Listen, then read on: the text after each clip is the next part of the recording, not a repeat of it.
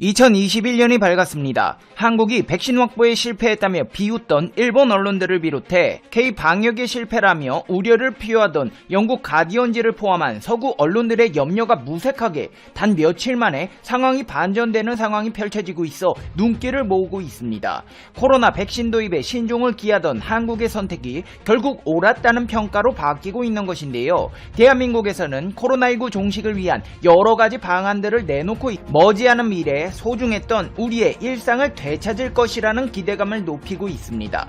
지금 이 순간에도 백신을 둘러싸고 수많은 일들이 벌어지고 있습니다. 우선 가장 큰 이슈로 꼽히는 것은 화이자 백신의 재감염 사례입니다. 95%로 가장 높은 유효성을 자랑하던 화이자 백신을 맞고도 재감염된 사례가 나온 것입니다. ABC 방송에 따르면 캘리포니아 샌디에이고의 한 간호사는 지난 18일 화이자 백신을 맞았습니다. 근데 엿새 뒤 오한과 근육통을 느껴 검사를 받아보니 양성 판정이 나왔다는 것입니다. 여기서 확실히 해두어야 할 것은 백신이 효과가 없다고 단정 지으면 안 된다는 것입니다. 우선 간호사가 백신을 맞기 전 이미 코로나19에 감염됐을 가능성이 있고 백신이 효과를 나타내려면 10일에서 14일 정도가 걸리는 게 보통이기 때문입니다. 결국 2회 접종까지 감안하면 백신으로 집단 면역이 형성되기까지 상당한 시간이 필요하다는 얘긴데 미국에서 백신의 접종은 좀처럼 속도를 내지 못하고 있습니다. 백신이 나와서 접종이 시작됐다고는 하지만 효과에 대한 검증과 변종 바이러스 항체 형성 등 앞으로도 해나가야 할 일들이 많은 상황입니다. 상황이 이런 가운데 대한민국에서는 이 같은 위기 상황을 헤쳐나가기 위해 미국과 손을 잡았습니다.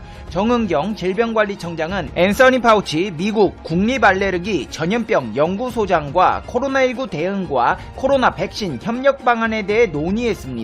파우치 소장은 미국 코로나 대응을 진두지휘하고 있는 인사입니다. 트럼프 행정부 코로나 대응팀에서 핵심 역할을 하고 있고 조 바이든 미국 대통령 당선인도 파우치 소장을 유임시켰을 정도입니다. 파우치 소장은 우선 한국의 코로나 방역과 관련해 한국은 모범적인 코로나 대응 국가 중 하나라고 평가했습니다.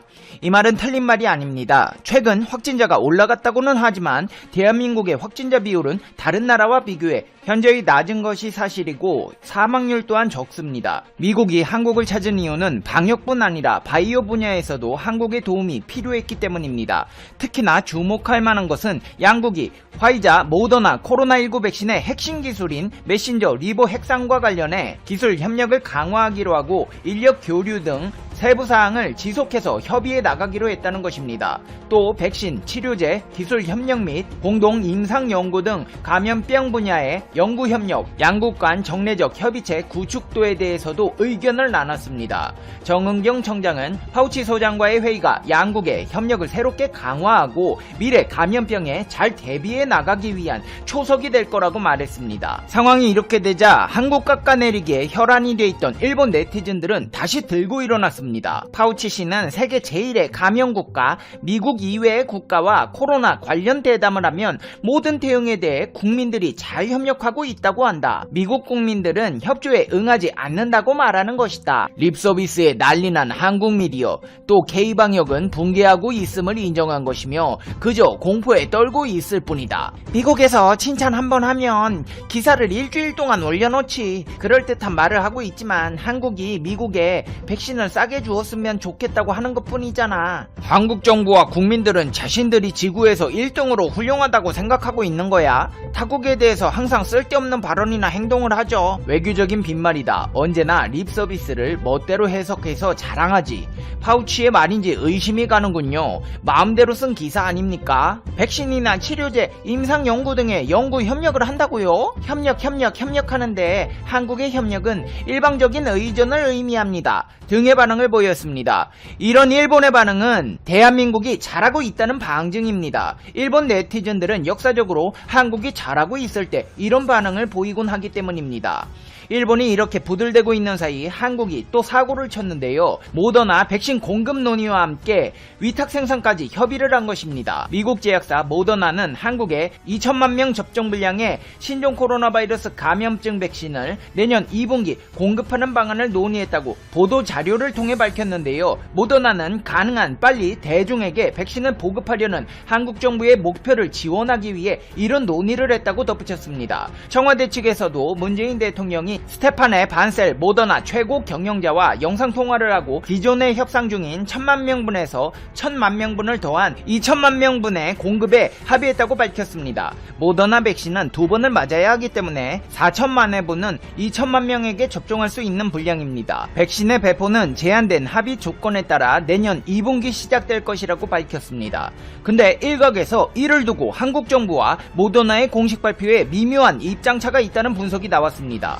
논의를 확인, 제한된 합의 조건 등의 표현이 청와대보다 덜 확정적인 어조로 모더나는 어떤 경우 미래 예측 진술은 할 수 있다, 기대하다, 예상하다, 의도하다, 추정하다 등의 용어로 표현된다고 강조했다는 것입니다. 그러면서 보도자료의 미래 예측 진술은 약속도 보증도 아니기 때문에 이러한 진술에 지나치게 의존해서는 안 된다는 의견들이 나왔는데요. 하지만 이 같은 문구는 이례적인 것이 아닙니다. 모더나는 한국뿐 아니라 공급 계약을 체결할 때 미국, 유럽의회, 일본, 카타르, 싱가포르 등 공급 관련 보도 자료에서도 같은 주의사항 문구를 넣었는데요. 이 같은 모더나의 표현들은 부작용이 나올 경우를 대비해 기업의 책임 부담을 피하려는 장치로 기업의 보도 자료에 흔히 사용합니다. 청와대와 질병관리청에서도 미국 모더나의 공식 입장이 백신 공급에 합의했다는 청와대 설명과 온도차가 있다는 기사는 사실과 다르다며 그걸 가지고 부인하는 내용으로 받아들이는 건 비상식적이다.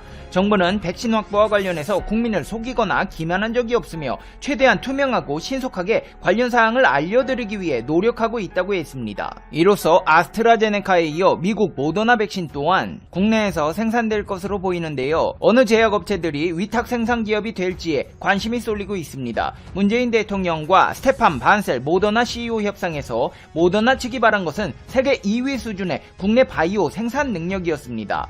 모더나 백신은 특히 제조 과정이 까다롭습니다. 동물 배양이 아니라 미생물 배양을 할 수 있는 곳에서 대량 생산이 가능하기 때문에 쉽지 않은 기술인데요. 이에 따라 생산 요건을 갖춘 녹십자, 한미약품, ST팜 등이 유력 후보로 거론되고 있습니다.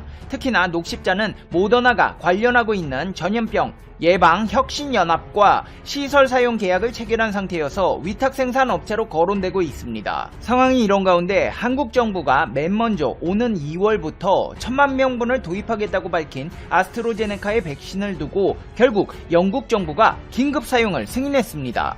BBC는 아스트로제네카 백신 투약 승인은 중대한 전환점이라면서 영국이 확보한 아스트라제네카 백신 1억 회분으로 대규모 백신 접종을 시작하면 국민들의 삶을 정상으로 되돌릴 수 있을 것이라고 내다봤습니다. 이번 승인으로 우리나라의 백신 접종 계획에도 청신호가 켜졌습니다. 중앙방역대책본부는 아스트라제네카 백신에 대한 영국 당국의 사용 승인이 국내에 긍정적인 영향을 미칠 것이라고 전망하면서 영국 등 외국에서 승인이 이뤄진다면 우리나라 승인 과정에 많은 참고가 될 것이라고 밝혔습니다. 맷 행콕 영국 보건장관 또한 더 타임즈와 가진 인터뷰에서 봄까지 취약층을 충분히 보호하면 영국이 팬데믹 상황을 빠져나갈 수 있을 것이란 아주 높은 수준의 자신감이 이제 생겼다. 이제 보급할 수 있는 백신이 있기 때문에 속도를 낼 수 있다. 얼마나 빨리 속도를 붙이느냐는 제조업체들이 얼마나 빨리 생산할 수 있느냐에 달렸다. 이전까지는 봄까지 여기서 빠져나갈 수 있길 희망한다고 말했지만 이제는 빠져나갈 수 있다는 큰 자신감이 생겼다고 밝혔습니다.